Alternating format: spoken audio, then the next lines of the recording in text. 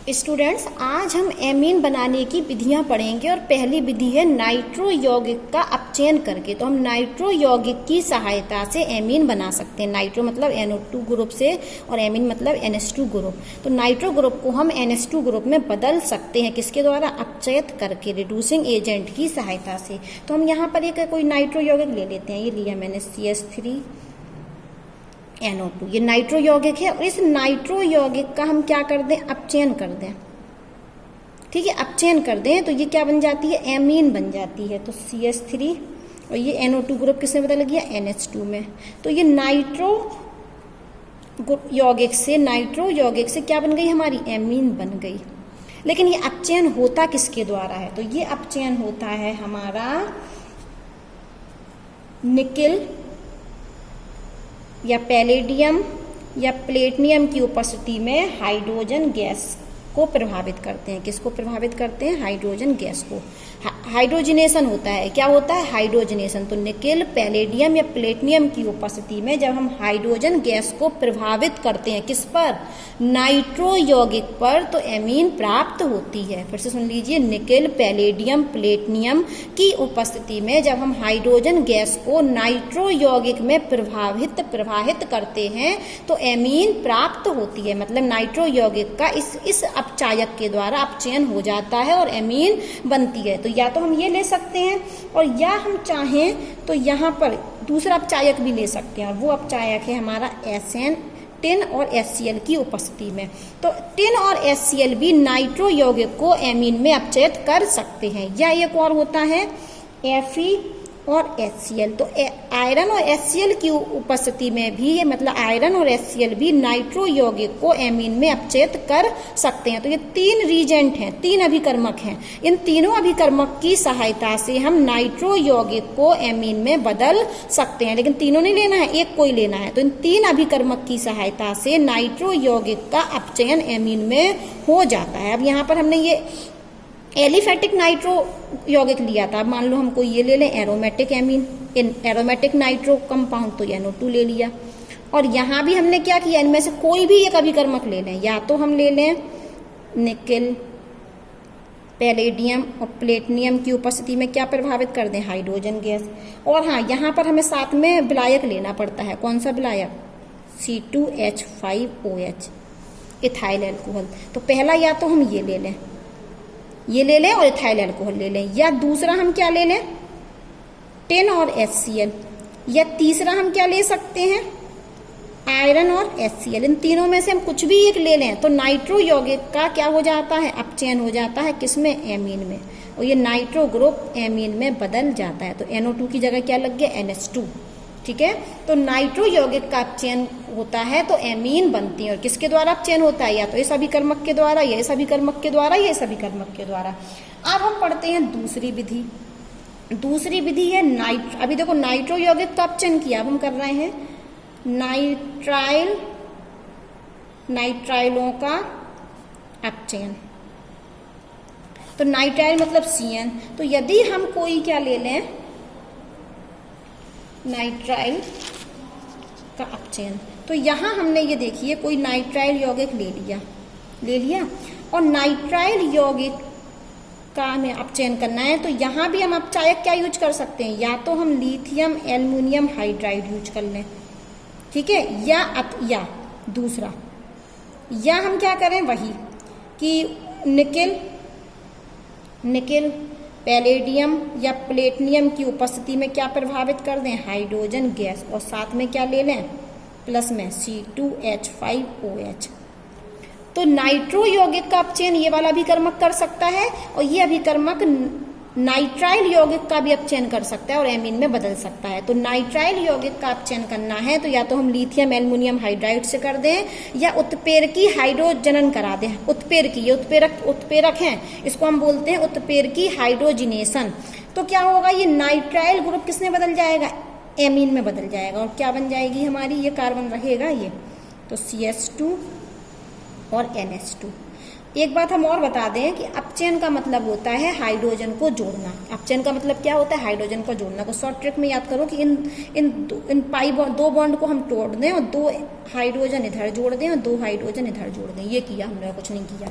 क्योंकि अपचयन का मतलब ही होता है हाइड्रोजन का योग। तो 2 हाइड्रोजन हमने यहाँ जोड़ दिए और 2 हाइड्रोजन हमने यहाँ जोड़ दिए, तो ये क्या बन गया R तो आ ही रहा, और सी में क्या जोड़ दिए 2 हाइड्रोजन, तो क्या बन गया CH2, और नाइट्रोजन पर भी 2 हाइड्रोजन जोड़ दिए तो NH2।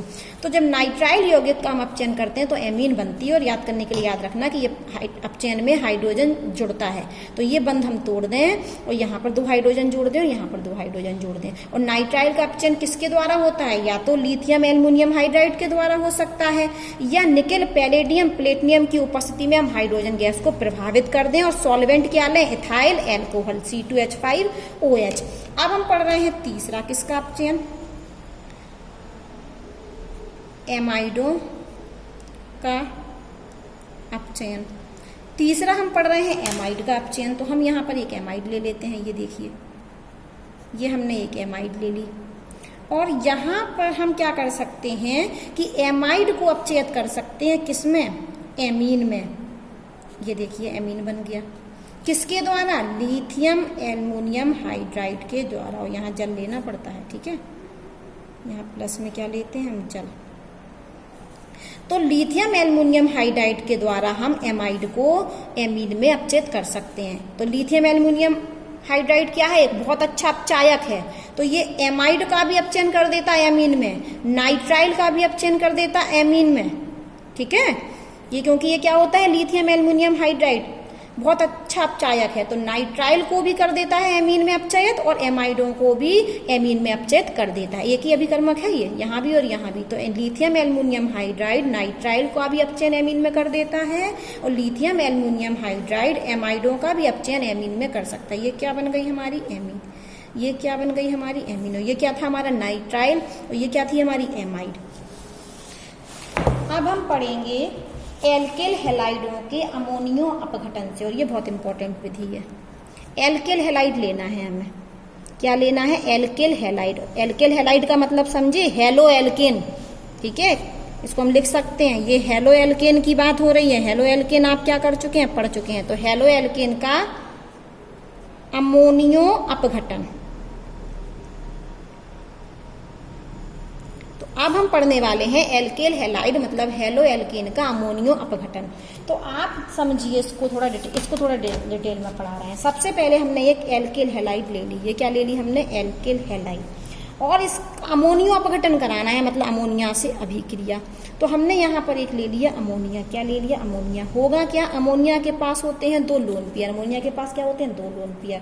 और आप जानते हो कि हैलोजन की इलेक्ट्रोनेगेटिविटी ज्यादा होती है, तो ये बंध के इलेक्ट्रॉनों को अपनी तरफ खींचेगा, तो इस पर क्या होगा, पार्शली नेगेटिव चार्ज, इस कार्बन पर होगा पार्शली पॉजिटिव चार्ज।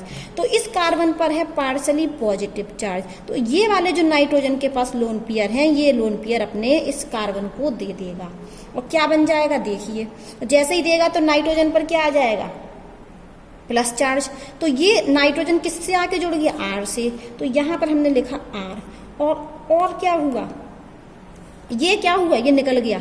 जैसे ही इस कार्बन से ये नाइट्रोजन ने इलेक्ट्रॉन दिए तो ये निकल गया किसके रूप में, X माइनस के रूप में।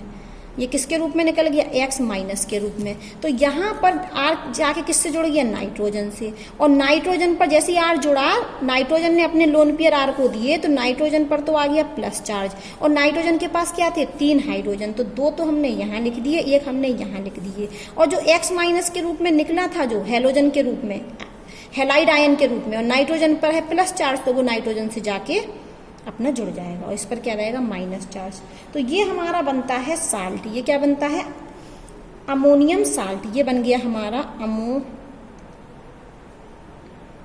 साल्ट, क्योंकि हम अमोनियो अपघटन करा रहे हैं। सबसे पहले हमने एक एल्केल हैलाइड ली,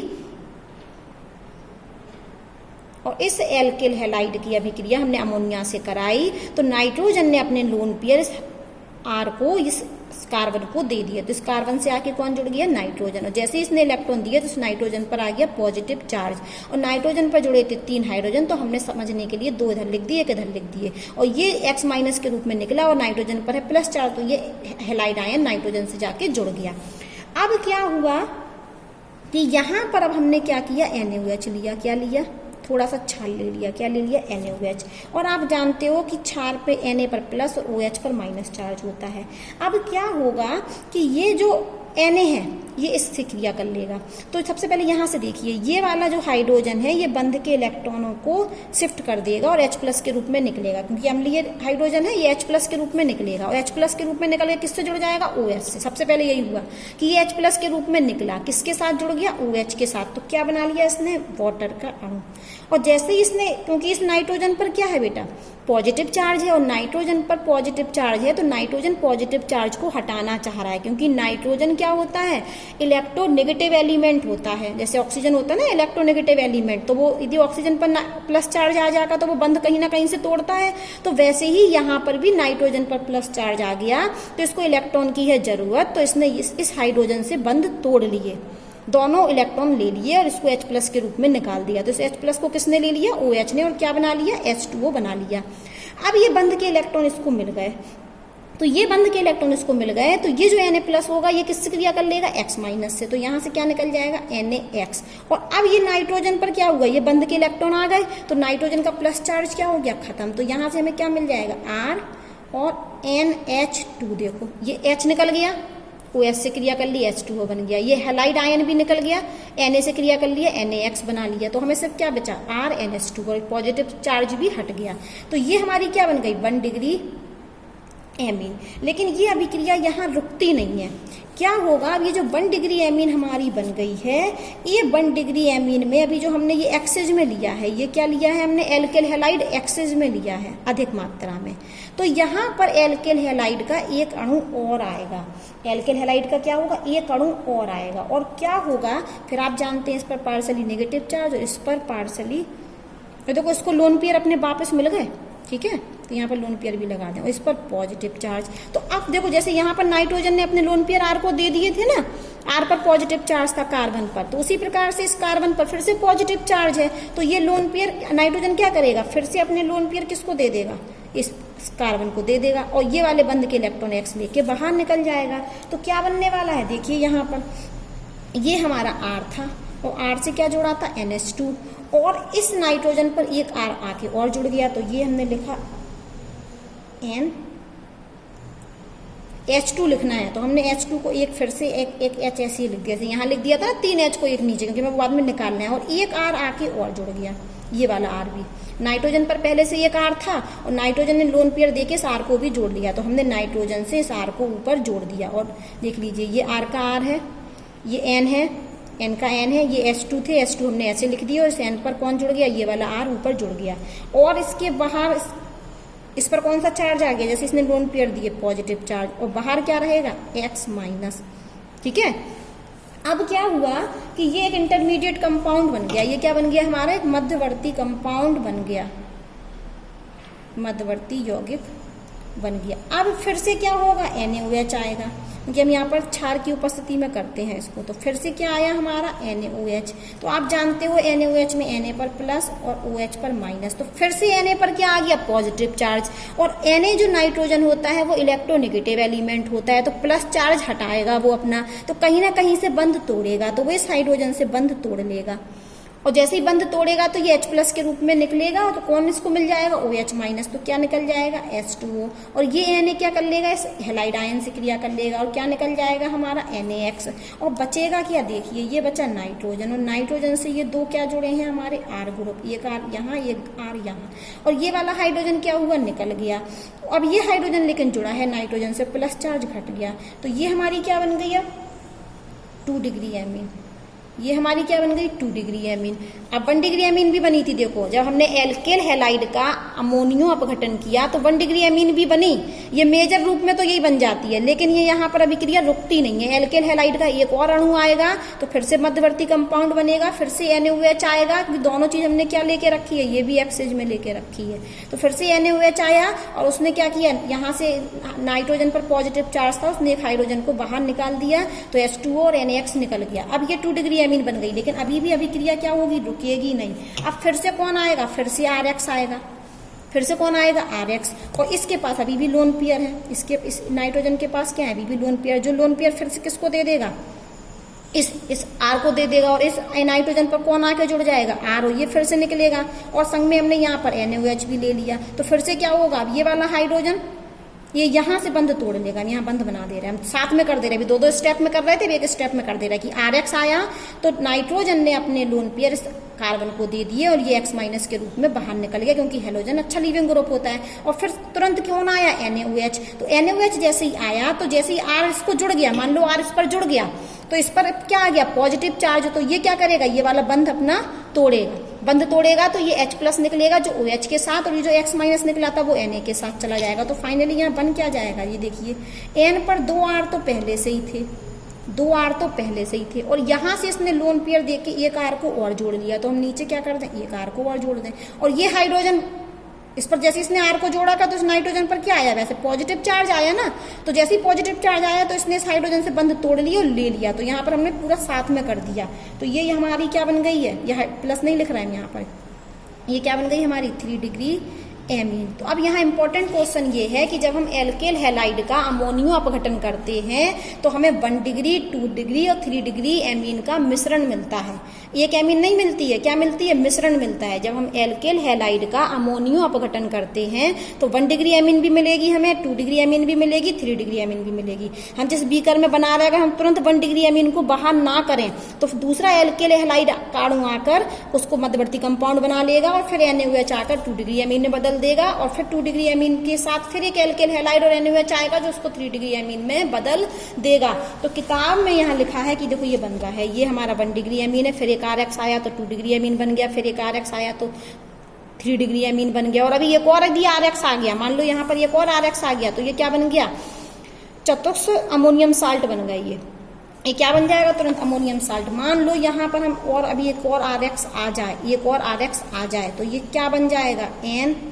तो ये 3 R तो जुड़े ही थे पहले से, 1 2 3, और एक RX और आया तो यहाँ पर हो जाएंगी R4 और X-, तो ये क्या बन जाएगा हमारा अमोनियम साल्ट बन जाते हैं, ठीक है। और इस विधि में जब हम अमोनिया अपघटन करते हैं तो बहुत असुविधा होती है, अच्छी विधि नहीं मानते, क्योंकि इस विधि में प्राथमिक, द्वितीयक, तृतीयक मतलब 1 डिग्री, 2 डिग्री, 3 डिग्री एमीन का मिश्रण मिलता है, और संग में कौन मिलता है, साल्ट भी प्राप्त होता है। तो इस विधि में हमें 1 डिग्री एमीन भी मिलेगी, 2 डिग्री एमीन भी मिलेगी, 3 डिग्री एमीन भी मिलेगी, और अमोनियम साल्ट का मिश्रण मिलता है, ठीक है। और यदि हम क्या ले लें, अमोनिया को अधिक मात्रा में ले लें, अमोनिया को अधिक मात्रा में, तब हमारा यह अभिक्रिया 1 डिग्री एमीन पर रुक जाती है, क्योंकि हमने फिर अभी हमने क्या बोला था कि हमने एल्केल हैलाइड को एक्सेस में लिया और NaOH को एक्सेस में लिया, तो ये 1 डिग्री पर नहीं रुकेगी, 1 डिग्री के 2 डिग्री में बनेगा, 2 डिग्री 3 डिग्री में, और 2 डिग्री 3 डिग्री के बाद साल्ट भी बन जाएगा। तो इस विधि में हमें 1 डिग्री, 2 डिग्री, 3 डिग्री और साल्ट का मिश्रण मिलता है, इसलिए इस विधि को अच्छा नहीं मानते हैं। फिर किताब कह रही है कि यदि हम अमोनिया को क्या ले लें, अधिक मात्रा में, तो ये 1 डिग्री एमीन पर यह अभिक्रिया रुक सकती है, ये 1 डिग्री एमीन ही हमें प्राप्त होगा। अभी एक विधि और है ग्रेवियल थैलेमाइड संश्लेषण के द्वारा, तो ये हम पढ़ाएंगे नेक्स्ट वीडियो में।